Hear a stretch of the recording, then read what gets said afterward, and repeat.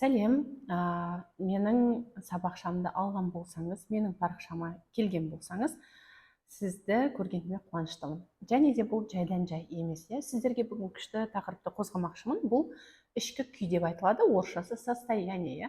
Әрбір бұрышта қазір естіп жатырмыз: состояние, состояние, состояниеге тартылады, состоянием күшті болса, бәрі күшті болады деген сөзді естіп жатырмыз. Бұл қазақша айтқанда ішкі күй деп айтылады.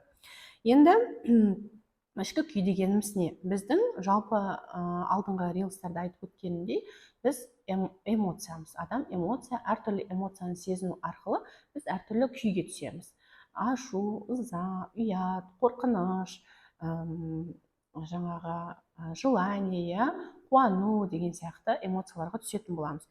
Енді осы эмоциялардың барлығы әртүрлі вибрацияда қозғалатын болады. Оның әртүрлі герцтары бар. Мысалы, біздерде ұят деген біз ол жаңағы күйді, состояниені екіге бөлеміз: жаратушы және қиратушы деп.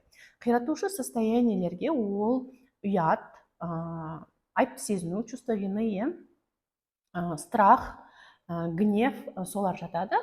Тағы да қазір айтамын, тағы қандай: горе, қайғыру, уайымдау, депрессия, апатия, осы состояниелердің барлығы қиратушы состояниесіне жатады.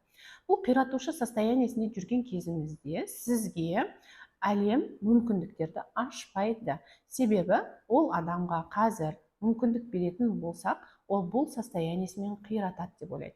Екіншіден, қиратушы состояниесінде жүрген адам ол тек қана өзін өзі қиратады. Ол қалай? Себебі бұл вселенная баланстан, барлығы әділетті түрде. Егер сіз сол состояниеде ұзақ жүретін болсаңыз, сізді қара нүкте ретінде бұл жерден просто көз көрмейсіз. Себебі сіз әлемнің вибрациясына қосыла алмайсыз, сіз басқа вибрацияда жүрсіз деген сөз. Сондықтан да сізде өміріңізге қайғы, проблема, ауру келеді, сізді қиратып, өзі сама уничтожениеге жібереді.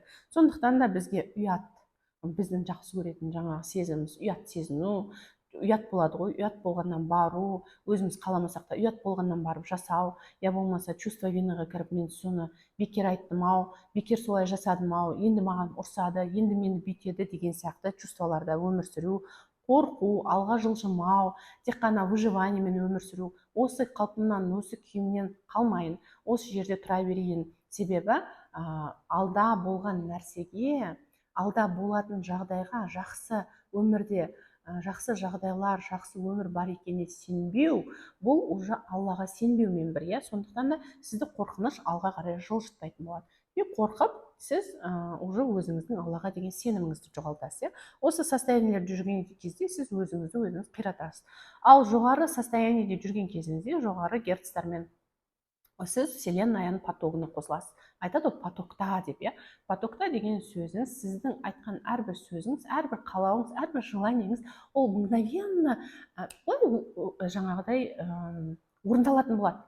Сондықтан да сіз потокта болуыңыз керек. Сізге зачем бұл өмірде өмір сүргеннен кейін потокта болмау, қайғыру, ананы түзеу, өзіңізді типа жақсы адам деп санау, егер мен осылай жасайтын болсам, мен жақсы адам, басқалар жаман деп возвышаться ету, оның барлығы сізге керек емес. Сондықтан да біздің қандай эмоцияда кешіп жүретін болсақ, постоянно әйеліңізге немесе күйеуіңізге реніште болатын болсаңыз, туған туысқандарыңызға реніште болатын болсаңыз, немесе әке шешеңізбен бірге тұрып оларға деген бір раздражение болатын болса, балаларыңызға деген, немесе біз жақындардан бастаймыз ғой, енеңізді жақсы көрмейтін шығарсыз, сондай бір состояниеде жүретін болсаңыз, онда сіздің ешқандай өсуге де, жетістікке жетуге де мүмкіншілігіңіз болмайды.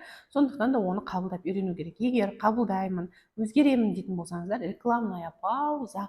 Сіздерге менің сабағым бар, оны сіздерге жекеңізге барады, өзіңіз таңдап, қайсысын алғыңыз келетін болса, соны ала аласыз.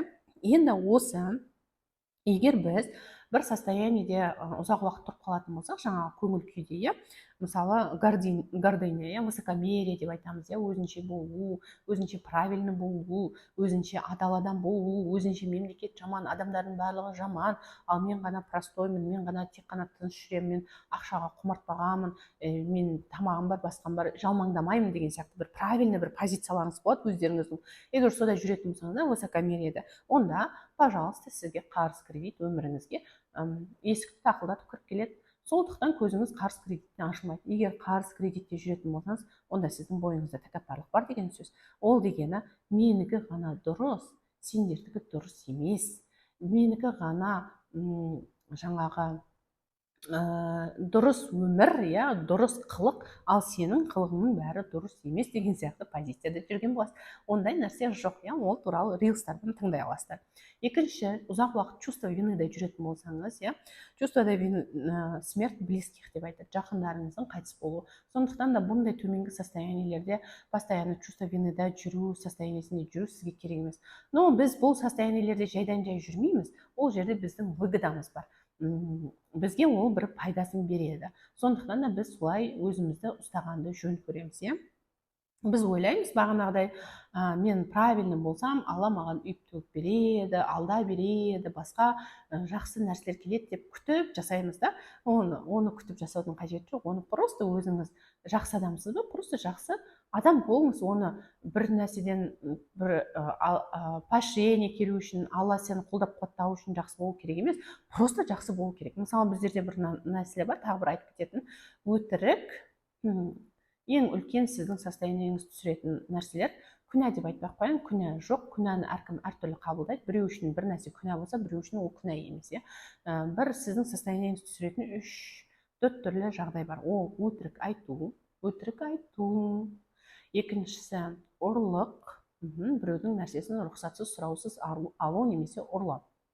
Үшіншісі өлтіру, мысалы, жануарларға жестокостьпен қарау, адам өлтіру, басқа жәндіктерді өлтіру, тағы басқа нәрселерді өлтіру, бір нәрсені қирату тоже өлтіруге жатады. Төртіншісі тағы әділетсіз, нечестно поступать ету бір адаммен. Осы нәрселердің барлығы сіздің вибрацияңыз төменге тартып кетеді, сіздің толқыныңыз төменге тартып кетеді, алға жылжуға сізге мүмкіндік бермейді. Себебі сіздің барлық ойыңыз, қиялыңыз баяғы өтірігіңізде, ұрлауыңызда, басқада застрять етіп қалады. Енді сіз айтуыңыз мүмкін, ой, мен вообще өтірік айтпаймын, неге менде ондай болып жатыр деп ше. Біз өтірік айтқанымызды өзіміз білмейміз. Даже күйеуіңізден рұқсатсыз 1000 теңге алсаңыз да, рұқсатсыз ақша жинап Түркиніңізге берсеңіз де, немесе қош деп өтірік ақталғыңыз келмей әйеліңіздің алдында өтірік сөйлей салсаңыз да, оның барлығы өтірік болады. Болмаса өзіңізді жаңағыдай правильно көрсетіп, олда тоже өтірік өмір сүру, өтірік айту болып есептенеді. Құдайға шүкір, бәрі жеткілікті, шүкір.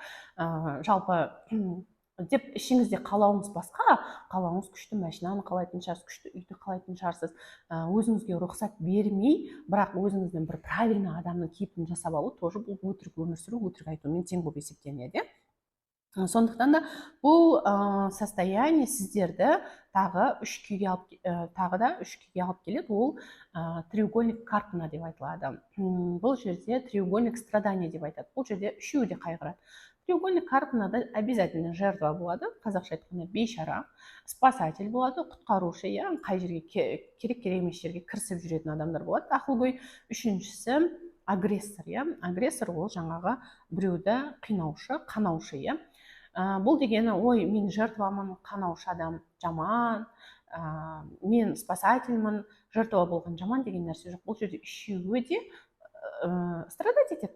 Үшеуінде де жақсы емес. Сондықтан да біз айналшықтап осы үш рөлде айналып жүреміз. Когда төменгі вибрацияда болған кезде. Төменгі вибрацияда қай кезде боламыз? Бағанағыдай эмоциялар, төменгі эмоциялар, қиратушы эмоциялар сезінген кезде, и сол эмоцияларға бізде потребность болған кезде сол нәрселер болады. Енді бұл жертва, агрессор және спасатель состояниесіне жүру сізді ешқандай өміріңізге ешқандай өзгеріс алып келмейді. Бұл әдетке айналады, әдет тағдырға айналады. Сондықтан да қалған тақырып бойынша келесі сабағымызда сөйлесеміз.